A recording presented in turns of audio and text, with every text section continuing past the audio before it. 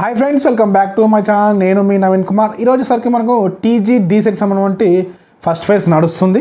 దానికి సంబంధించి చాలా రకమైనటువంటి క్వశ్చన్స్ ఉన్నాయి, డౌట్స్ ఉన్నాయి. ఈ వీడియో మొత్తం లాస్ట్ వరకు చూడండి, మీకు చాలా రకమైనటువంటి ఇన్ఫర్మేషన్ అయితే నేను అందిస్తాను. మన ఛానల్ ఏమైనా కొత్తగా చూస్తున్నట్లయితే ఖచ్చితంగా వీడియోని లైక్ చేసేయండి. మన ఛానల్ ఏమైనా కొత్తగా చూస్తున్నట్లయితే ఖచ్చితంగా సబ్స్క్రైబ్ చేసుకోండి. ఈ ఇన్ఫర్మేషన్ ఎవరికైనా యూజ్ అనుకుంటే మీ ఫ్రెండ్స్ అండ్ ఫ్యామిలీకి వాళ్ళకు షేర్ చేసేయండి. ఈ వీడియోలో మనం డిస్కస్ చేసుకోబోయే టాపిక్స్ ఏంటంటే, ఫస్ట్ ఫేజ్ అడ్మిషన్ ప్రాసెస్ ఏ విధంగా నడుస్తుంది, తర్వాత ట్యూషన్ ఫీ ఏ విధంగా ఉంది గవర్నమెంట్లో కానీ ప్రైవేట్లో కానీ ఎట్లా నడుస్తుంది, తర్వాత సీట్ రావాలంటే ఏం చేయాలి, అసలు ఎంత ర్యాంక్ ఉంటే సీట్ వస్తుంది, మనం అసలు ఫీజు గురించి కంప్లీట్గా మాట్లాడుకుందాం. సెకండ్ ఫేజ్ ఎప్పుడు ఉంటుంది, అసలు ఫస్ట్ ఫేజ్కి సంబంధించిన అన్ని డౌట్స్ గురించి మాట్లాడుకుందాం. తర్వాత ఫస్ట్ ఫేజ్లో సీట్ వచ్చిన వాళ్ళు ఏం చేయాలి, అసలు సెకండ్ ఫేజ్ ఎట్లుంటుంది, సెకండ్ ఫేజ్లో ఎట్లా పార్టిసిపేట్ చేయాలి, ఇట్లా చాలా డౌట్స్ ఉన్నాయి. టీసీ గురించి మాట్లాడదాం, స్లైడింగ్ ఆప్షన్ గురించి మాట్లాడదాం, ఎన్ని ఫేజ్లు ఉంటాయి, ఎలా నడుస్తాయి, సర్టిఫికేట్ వెరిఫికేషన్ ఎట్లా నడుస్తుంది, సెకండ్ ఫేజ్లో సర్టిఫికేట్ వెరిఫికేషన్ ఉంటుందా లేకుంటుందా, ఇన్కమ్ అనేది ఎట్లా యాడ్ చేసుకోవాలి, ఇన్కమ్ ఎవరైతే యాడ్ చేయని వాళ్ళు ఉన్నారో వాళ్ళు ఇన్కమ్ ఎట్లా యాడ్ చేయాలి, అసలు ఇన్కమ్ గురించి కంప్లీట్ ఇన్ఫర్మేషన్ గురించి డిస్కస్ చేసుకుందాం. అసలు సెకండ్ ఫేజ్ ఎప్పటి నుంచి స్టార్ట్ అవుతుంది, మేనేజ్మెంట్ సీట్ ఎట్లా ఉంటుంది, ఇంకా మనకి ఎన్ని ఫేజ్లు ఉంటుంది, ప్రైవేట్ కాలేజెస్లో ఎట్లా నడుస్తుంది అసలు అనేది ఈ కంప్లీట్ ఇన్ఫర్మేషన్ గురించి, కంప్లీట్గా మనకు డీసెట్ అనేది ఎట్లా నడుస్తుందో ఈ కంప్లీట్ ఇన్ఫర్మేషన్ గురించి ఈ వీడియోలో డిస్కస్ చేసుకుందాం. ఖచ్చితంగా మీరు వీడియోని లైక్ చేయండి. మీరు వీడియోని లైక్ చేస్తే నాకు కొంచెం మోటివేషన్గా ఉంటుంది కాబట్టి ఖచ్చితంగా చూస్తున్న ప్రతి ఒక్కరు లైక్ చేయండి. లైక్ చేయడం వల్ల మీకు ఎలాంటి నష్టం ఉండదు కాబట్టి ఖచ్చితంగా మీరు వీడియోని లైక్ చేయండి. ఫస్ట్ చూసినట్లయితే మనకు టీజీ డీసెట్ అడ్మిషన్ ప్రాసెస్ ఏ విధంగా నడుస్తుందంటే, మీరు ఖచ్చితంగా అక్కడికి అన్ని డాక్యుమెంట్స్ తీసుకుని వెళ్ళాలి. టీసీ మనకు ఇది వచ్చేసరికి మీరు ఆన్లైన్లో అడ్మిషన్ ఫీ ఏ విధంగా పే చేయాలో కూడా మనం ఇంతకుముందు ప్రీవియస్ వీడియోలో చెప్పాము. ఆ వీడియోని చూసి మీరు ప్రీవియస్ వీడియో ఆధారంగా అడ్మిషన్ ఫీని పే చేసుకోండి. తర్వాత వచ్చేసరికి మనకు మీరు ఖచ్చితంగా మీ ఒరిజినల్ డాక్యుమెంట్స్ తీసుకెళ్ళి ఆన్లైన్లో అడ్మిషన్ ఫీ పే చేసి కాలేజ్లో సబ్మిట్ చేస్తేనే మీకు సీట్ అయితే కన్ఫామ్ ఉంటుందన్నమాట, లేకపోతే మీ సీట్ పోతుంది. కాబట్టి ఫస్ట్ ఫేజ్లో సీట్ వచ్చిన వాళ్ళు ఖచ్చితంగా రిపోర్టింగ్ చేయండి, కాలేజ్లో రిపోర్టింగ్ చేసి మీ సీట్ని కన్ఫామ్ చేసుకోండి అడ్మిషన్ ఫీ పే చేసి.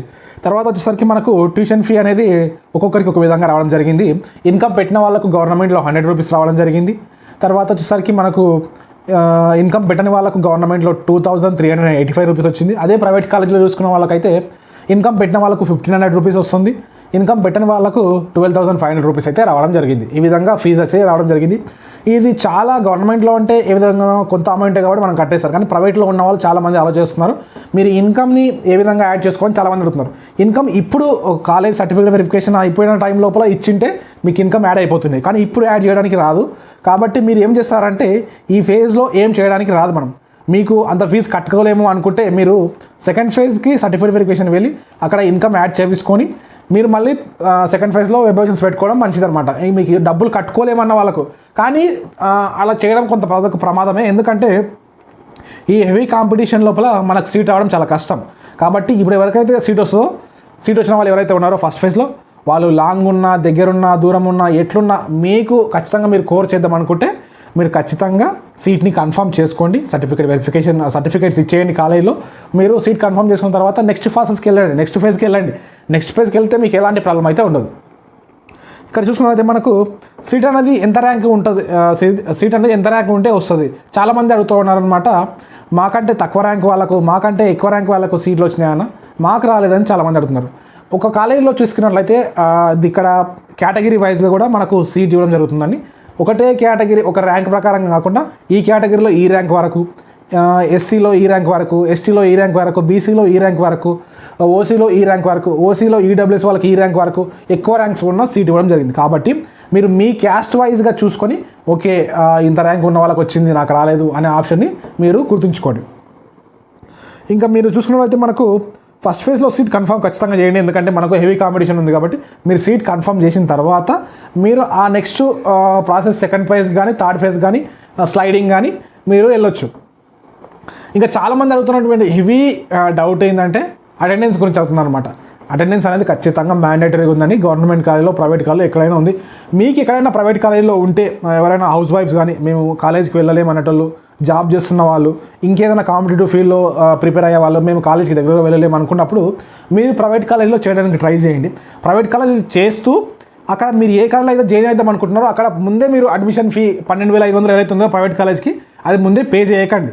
మీరు కాలేజీకి వెళ్ళి అక్కడ అటెండెన్స్ మేనేజ్ చేసుకోవచ్చా, ఇట్లా సార్ అప్పుడప్పుడు నాకు ఇట్లా వర్క్ ఉంది, వర్కింగ్ ఉమెన్ కానీ కాంపిటేటివ్ ఇట్లా రకరకాల మీ కారణాలు ఏవైతే ఉంటాయో అవన్నీ అడగండి. మీ అటెండెన్స్ గురించి కానీ రికార్డ్స్ గురించి కానీ ఇవన్నీ క్లారిటీ గురించి తెలుసుకొని తర్వాత మీరు అడ్మిషన్ ఫీని పే చేసి అప్పుడు చేయండి. ముందే అమౌంట్ పే చేసి మళ్ళీ తర్వాత మీరు ఇబ్బంది పడకండి. మీరు ముందే పే చేసినా కూడా మీకు ఏం ప్రాబ్లం ఉండదు. ఎందుకంటే మీరు జైన్ కాకపోయినా తర్వాత క్యాన్సిల్ చేసుకున్నా మీకు అమౌంట్ రీఫండ్ ఇవ్వడం అయితే జరుగుతుంది అనమాట. మనకు ఆల్రెడీ ప్రీవియస్ ఇయర్లో కూడా రీఫండ్ ఇచ్చిండ్రు చాలామందికి. మన వెబ్సైట్లో లిస్ట్ కూడా ఉండే అనమాట. నేను మీకు అది కావాలంటే కూడా చూపిస్తాను, ఎవరికి ఇచ్చిర్రు అనేది ఇన్ఫర్మేషన్ కూడా చూపిస్తాను, కామెంట్ చేసేయండి. ఇంకా చూసుకున్నట్లయితే మనకు టీసీ గురించి అడుగుతున్నారు అనమాట. మీరు ఏ కాలేజ్ అయితే సీట్ వచ్చిందో ఆ కాలేజ్కి వెళ్ళి అక్కడ సార్ నా దగ్గర వేరే కోర్స్ చేస్తున్నాను, ఇంకా నాది అయిపోలేదు కాబట్టి నేను ఇప్పుడు టీసీ ఇవ్వలేను, ఒక 1 month, ఒక 10 days, ఒక 15 days ఇట్లా టైం ఇవ్వండి సార్, నేను తెచ్చిస్తాను అని అడగండి. వాళ్ళు మీకు యాక్సెప్ట్ చేస్తారు. ప్రైవేట్ కానీ గవర్నమెంట్ కానీ ఏదైనా సరే మీకు ఖచ్చితంగా యాక్సెప్ట్ చేస్తారు. మీరు అడిగేదాన్ని బట్టి మీకు ఉంటుంది అనమాట. మీరు రిక్వెస్ట్ చేసే విధానంలో వాళ్ళు యాక్సెప్ట్ చేస్తారా చేయరనేది ఉంటుంది. మళ్ళీ ఇంకా అడుగుతున్న విషయం ఏంటంటే సెకండ్ ఫేజ్లో సర్టిఫికేట్ వెరిఫికేషన్ ఉంటుందా అని అడుగుతున్నారు. సెకండ్ ఫేజ్కి ముందు ప్రీవియస్ ఇయర్స్తో పోల్చుకుంటే మనకు సెకండ్ ఫేజ్కి ముందు సర్టిఫికేట్ వెరిఫికేషన్ ఇచ్చారు కాబట్టి ఈ ఇయర్లో కూడా ఇస్తారని ఖచ్చితంగా అనుకుంటున్నాను. మనకు ఇది వచ్చేసరికి ఫస్ట్ ఫేజ్ వచ్చేసరికి 17 వరకు ఉంది కదా, లాస్ట్ డేట్ 17 వరకు ఉంది కాబట్టి ఆ 17 వరకు 17 అయిపోయిన తర్వాత మేబీ నాకు తెలిసి ఒక 20 వరకు సర్టిఫికేట్ వెరిఫికేషన్ చేయొచ్చు. ఆ తర్వాత సెకండ్ ఫేజ్ ఉంటుందని నేను అనుకుంటున్నాను. నా గెస్ ప్రకారం అయితే ఆఫ్టర్ June 20 తర్వాత సెకండ్ ఫేజ్ అనేది ఉండడం జరుగుతుందని నేను అనుకుంటున్నాను. తర్వాత మనకు వచ్చేసరికి ఇన్కమ్ అనేది మీరు ఖచ్చితంగా చెప్పిన కదా, సెకండ్ ఫేజ్లో సర్టిఫికేట్ వెరిఫికేషన్ యాడ్ చేసుకోవచ్చు. ఆ విధంగా మీరు ట్రై చేయండి. ఇంకా మేనేజ్మెంట్ సీట్ గురించి అడుగుతున్నారు అనమాట చాలామంది. మేనేజ్మెంట్ సీట్ అనేది చాలా కాస్ట్లీగా ఉంటుంది అనమాట. మేనేజ్మెంట్ సీట్ అనేది ఏ విధంగా తీసుకోవాలంటే మీరు ఒక ప్రైవేట్ కాలేజ్కి వెళ్ళండి. అక్కడ ఒక 10 seats అయితే ఉంటాయన్నమాట. 80 మొత్తం టోటల్ 80 seats ఉన్నాయి, 20 ఉంటాయి. లేదు 40 seats 50 seats 40 seats ఉన్న వాళ్ళ దగ్గర అయితే మనకు 50 ఉంటే 40 ఏమో కన్వీనర్ ద్వారా ఫిల్ చేస్తారు. మిగతా 10 వచ్చేసరికి మేనేజ్మెంట్ అంటే డబ్బులు పే చేసిన తర్వాత వాళ్ళు మనకు సీట్ ఇవ్వడం జరుగుతుంది. అది క్వాలిఫై అయిన వాళ్ళకి మాత్రమే. ఇంకొక విషయం ఏంటంటే మేము ఇంగ్లీష్ మీడియం రాసాము, తెలుగు మీడియం రాశాను, ఇంగ్లీష్ మీడియంలో మేనేజ్మెంట్ సీట్ తీసుకోవచ్చా అని అడుగుతున్నారు. అట్లా తీసుకోవడానికి రాదండి. మీరు ఏ మీడియం అయితే ఎగ్జామ్ రాసి ఉంటారో ఆ మీడియంలో మాత్రమే సీట్ పొందడానికి అవకాశం ఉంటుంది. అది మేనేజ్మెంట్ కానీ కన్వేయర్ కోటా కానీ ఏదైనా సరే. ఇంకా చాలామంది అడుగుతున్న ఇంకొక విషయం ఏంటంటే అసలు సీట్ రావాలంటే ఏం చేయాలి? సీట్ రావాలంటే చాలామంది అడుగుతున్న విషయం, సీట్ రావాలంటే ఖచ్చితంగా మీరు ఎక్కడ వచ్చినా సరే, నేను ప్రైవేట్ కానీ గవర్నమెంట్ కానీ ఎంత దూరం ఉన్నా సరే వస్తుంది అనుకున్నప్పుడు మాత్రమే మీకు ఎక్కువ కాంపిటీషన్ ఉంటుంది. కాబట్టి ఈ డీసెట్కి చేస్తా అనుకుంటే చేయొచ్చు. దూరం అయినా సరే లాంగ్ అయినా సరే ఎక్కువ ర్యాంక్ ఉన్నది కాబట్టి మీరు ఎక్కడ వచ్చి చేస్తా అనుకున్నప్పుడు చేయొచ్చు. అట్లా సీట్ వస్తుంది. ఎక్కువ కాలేజీలు ఇవ్వండి.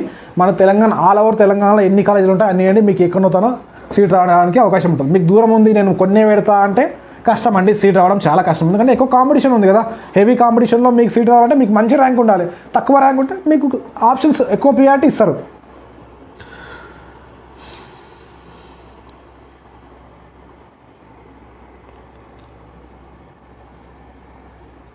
ఇంకా మనీ గురించి చాలామంది అడుగుతూ ఉన్నారనమాట.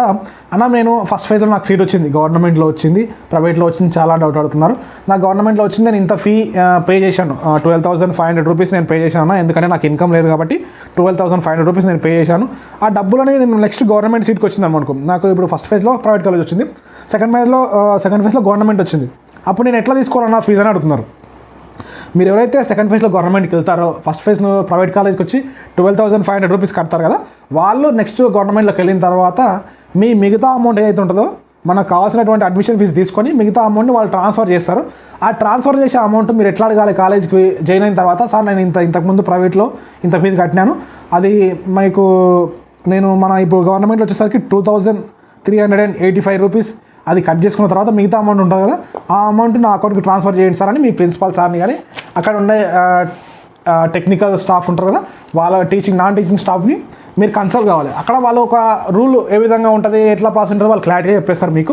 అమౌంట్ అయితే మీ అమౌంట్ ఎక్కడ మీరు టెన్షన్ అవ్వకండి. కానీ సీట్ వచ్చిన వాళ్ళు మాత్రం ఖచ్చితంగా జాయిన్ కాండి. ఎందుకంటే జాయిన్ కాకపోతే మీకు సీట్ ఉంటుందా లేకుండా అనేది కన్ఫామ్గా చెప్పలేం కదా. నెక్స్ట్ ఫేజ్లో మీకు సీట్ రాకపోతే, ఇప్పుడు అన్ని ఫీల్ అయిపోయినాయి, నెక్స్ట్ ఫేజ్లో సీట్ రాకపోతే కష్టం కదా. వచ్చిన వాళ్ళు ప్రతి ఒక్కరు లాంగ్ ఉన్నా దగ్గరున్నా దూరం ఉన్నా జాయిన్ కానీ ట్రై చేయండి. జాయిన్ అయిన తర్వాత మనకు చాలా ఆప్షన్స్ ఉంటాయి. 4 phases ఉంటుంది. స్పాట్ అడ్మిషన్ ఉంటుంది, స్లైడింగ్ ఉంటుంది, మిగిలిపోయిన లెఫ్ట్ ఓవర్ సీట్స్ అని ఉంటుంది. చాలా రకాలైనటువంటి ఫేజెస్ ఉంటాయి.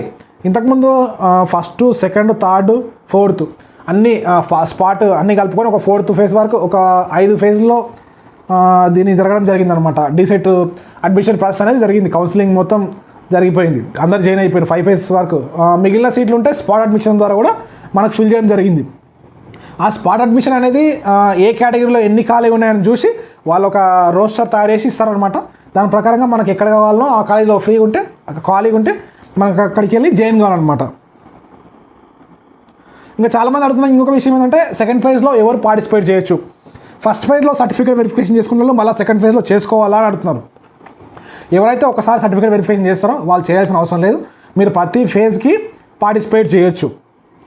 ఇప్పుడు ఎవరైతే కొత్తగా సర్టిఫికేట్ వెరిఫికేషన్ చేసుకోలేరో సెకండ్ ఫేజ్కి వాళ్ళు చేసుకొని సెకండ్ ఫేజ్లో పార్టిసిపేట్ చేయాలి. ఆల్రెడీ సీట్ వచ్చిన వాళ్ళు సెకండ్ ఫేజ్లో పార్టిసిపేట్ చేస్తే మీ ఫస్ట్ ఫేజ్ ఏదైతే ఉంటుందో మీకు సెకండ్ ఫేజ్లో సీట్ రాకపోతే మీ ఫస్ట్ ఉన్న కాలేజ్ ఉంటుంది, లేదు మీకు సెకండ్ ఫేజ్లో సీట్ వచ్చిందనుకోండి ఫస్ట్ ఉన్న కాలేజ్ అనేది వెళ్ళిపోతుంది అనమాట. కాబట్టి జాగ్రత్తగా ఆప్షన్స్ ఇవ్వండి. ఫస్ట్ మంచి కాలేజ్ వస్తే మీరు సెకండ్ ఫేజ్కి ఏం వెళ్ళకండి, లేదు మీకు ఫస్ట్ మంచి కాలేజ్ రాలేదు మీకు ఇంకా వేరే కాలేజ్ రావాలని కోరుకుంటున్నప్పుడే మీరు సెకండ్ ఫేజ్కి వెళ్ళండి. ఎందుకంటే ఒకసారి జాయిన్ అయిన తర్వాత ఎవరు ఎగ్జిట్ గారు గవర్నమెంట్లో కానీ ప్రైవేట్లో కానీ, ఎందుకంటే హెవీ కాంపిటీషన్ ఉంది కదా. ఇప్పుడు సీట్ రాకపోతే మళ్ళీ నెక్స్ట్ ఇయర్ వరకు ఆగాలి, నెక్స్ట్ ఇయర్ ఎంట్రెన్స్ ఆగాలి, మళ్ళీ చాలా ప్రాసెస్ ఉంటుంది. కాబట్టి చాలామంది ఎవరు వదులుకోలేరు. ఖచ్చితంగా మీరు వచ్చిన వాళ్ళు జాయిన్ కండి, ఇది నా సజెషన్ అనమాట, నా పర్సనల్ సజెషన్. తర్వాత ఈ చాలా ఇన్ఫర్మేషన్ తెలుసుకొని మీరు ప్రైవేట్ కాలేజ్ అయితే మ్యాక్సిమం ఇన్ఫర్మేషన్ తెలుసుకొని జాయిన్ కండి. ఆల్రెడీ గవర్నమెంట్లో అన్నింటిలో సేమ్ ఉంటుంది, మీరు రోజు కాలేజ్కి వెళ్ళాలి, రికార్డులు రాయాలి, టీపీ కోవాలి, ఇట్లాంటి అన్ని ప్రాసెస్ ఉంటాయి. కాబట్టి మీరు అక్కడికి వెళ్ళి ముందే అడ్మిషన్ ఫీ పే చేయకండి, అక్కడికి వెళ్ళి అడ్మిషన్ ఫీ గురించి మాట్లాడి అన్నీ తెలుసుకొని తర్వాత మీరు జాయిన్ కావచ్చు అనమాట. అదేం ప్రాబ్లం ఉండదు. కాబట్టి వాళ్ళ దగ్గర అడగండి, ఇన్ఫర్మేషన్ అడగండి, ఏ ప్రైవేట్ కాలేజ్ వాళ్ళైనా ఇస్తారు. ఛాన్సెస్ ఉంటాయి, ప్రతి దగ్గర ఏదో రకమైన ఛాన్సెస్ ఉంటాయి. కాబట్టి వాటిని తెలుసుకోవాలంటే మీరు అక్కడికి వెళ్ళాలి కదా, వెళ్తే మీకు ఇన్ఫర్మేషన్ తెలిసిపోతుంది అనమాట. ఈ విధంగా మ్యాక్సిమం అన్ని డౌట్లన్నీ కవర్ చేసిన అనుకుంటున్నాను. ఇంకేమైనా డౌట్స్ ఉంటే మీరు కింద కామెంట్ రూపంలో అడగండి. ఈ ఇన్ఫర్మేషన్ మీకు మొత్తం అయితే ఖచ్చితంగా వీడియోని లైక్ చేసేయండి, ఎవరికైనా అవసరం ఉంటే వాళ్ళకి వీడియోని షేర్ చేసేయండి. నేను మీ Naveen Kumar, thank you for watching our video. జై హింద్.